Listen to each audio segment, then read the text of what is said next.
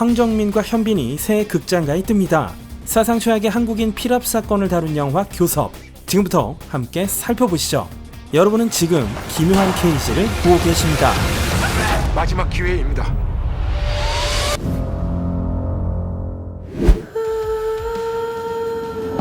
외교부의 중요 사명 중 하나는 자국민의 보호라고 알고 있습니다.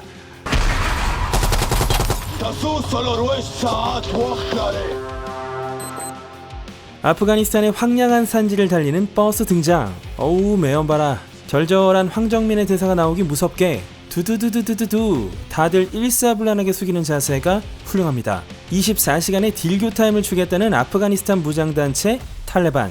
1994년에 발발한 아프간 내전의 파벌 중 하나로 등장하기 시작해 수십 년째 국제 뉴스를 달구고 있습니다. 요 두 사람이 들고 있는 건 탈레반 국기고요. 앞에는 잡혀있는 한국인들이 보입니다.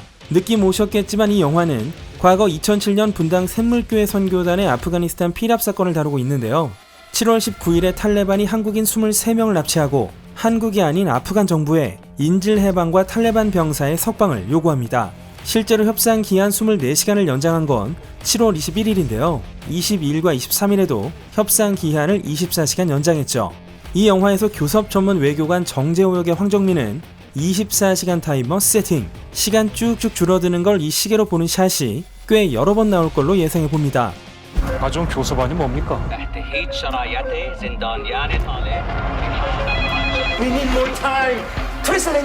비상사태가 임박하자 현지로 날아온 정재호에게 교섭안을 묻는 중동지역 전문 또정원 요원 박대식. 현빈은 이미 외모부터 현지화가 됐죠. 석방을 못하겠다라고 말하는 쪽은 아프간 정부. 협상의 주체는 탈레반과 아프간인데 인질은 한국인은 골 때리는 상황이 벌어지고 쫄리는 정재호는 통역가를 닥달합니다. 제대로 된 검증부터 먼저 해야 됩니다. 그러다 희생자 또 나오면 책임질 수 있습니까? 그러다 희생자 또 나오면 이 대사로 보면 희생자가 나온 이후죠. 탈레반은 7월 25일에 1명, 7월 31일에 또 1명을 살해합니다. 정재호가 말한 제대로 된 검증은 뭘까요? 제가 이 영화에서 기대하는 첫 번째 포인트는 탈레반이 도대체 뭘 요구했는가 인데요. 이 부분이 취재를 통해 디테일하게 보여질지 각색해서 확 드라이브를 걸지 좀 궁금하죠. 한국군 철수, 비정부 기구 한국인들의 철수 등등의 조항에 합의하지만 한국 정부가 탈레반 측에 2천만 달러 이상의 몸값을 지불했다. 아프간에 파견된 한국군 철수도 사실 몇 달 전부터 결정되었던 일이다 라는 보도가 있었기도 해서요. 그때 진짜 무슨 일이 일어났었는지가 관건이겠습니다. 캐릭터의 성격을 보면 탈레반과의 직접 교섭 전까지 정재호는 관료나 조직을 상대하고 박대식은 주로 밖에서 움직이는 롤로 보이는데요. 정재호는 상당히 논리적이고 원칙주의적인 타입이고 박대식은 현지 상황에 빠삭하고 시간 끌지 말고 일단 가서 구하자는 식의 닭도령이죠. 그러니까 인물의 변화는 정재호에게서 일어날 겁니다. 어떤 이유로 거기에 갔던 사람만큼은 구해야 된다 라는 일념이 일치하게 되면서 말이죠. 희생자를 안 만드는 게 이 협상의 기조 아닙니까? 국정원에서 이틀 안에 해결하겠대. 우리한테는 하루밖에 시간이 없습니다. 어떻게 된 거야? 군사작전 돌입한다는데! 협상의 기조를 말하는 정재호.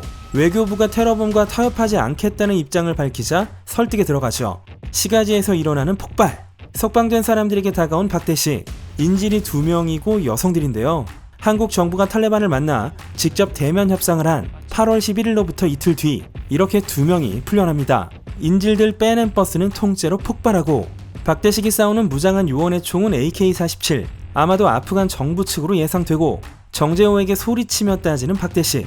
8월 1일에 탈레반과 한국 정부가 직접 협상에 들어가는데 하필이면 로이터 통신이 군사 구출 작전을 한다는 오보를 하고 심지어 미국과 아프간 대통령이 회담을 통해 탈레반에게 강경하게 대응할 것을 합의하면서 한국 정부는 공경에 처하게 됩니다. 그리고 탈레반도 요구 조건 깔끔하게 걸고 협상하고 이랬을 리가 없죠. 분명 이랬다 저랬다 변덕이 죽을 듯 했을 겁니다. 우여곡절 끝에 한국 정부는 8월 10일에 탈레반과 대면 협상을 하는데요. 교신을 시작한 8월 1일부터 직접 협상을 하는 10일까지 있었던 일들이 이 영화의 두 번째 포인트입니다. 방법은 하나뿐이야. 마지막 기회입니다. 탈레반과 교섭을 하러 가는 한국 정부 차량의 부감샷. 이어서 박대식이 뛰고 바이크를 탑니다. 정재호에게 총을 겨누는 이 남자. 과연 이 영화에 미국이 등장을 할까요? 안 할까요? 검정 픽업 트럭이 질주. 박대식의 무릎이 올라온 걸 보면 운전을 하고 있다기보다 포박당했거나 운전자의 목을 뒤에서 조르거나 잡혀가는 인질들의 모습. 차에서 떨어진 박대식이 빵야. 절망 속의 정재호. 완전히 포위되어 무릎 꿇려지는 박대식. 안돼 라고 하는 건 이젠 인질들을 죽이겠다는 탈레반의 최후 통첩을 들었기 때문이고, 이때는 한국 정부가 유선상으로 협상에 들어간 상황이겠죠. 아까 트럭신과 연결되는 장면, 탈레반의 무전기를 빼앗으려는 정재호의 장면을 끝으로 이번 예고편은 끝납니다. 네, 정리 들어갑니다. 첫째, 올해 쭉 봐왔던 다 아는 얼굴들.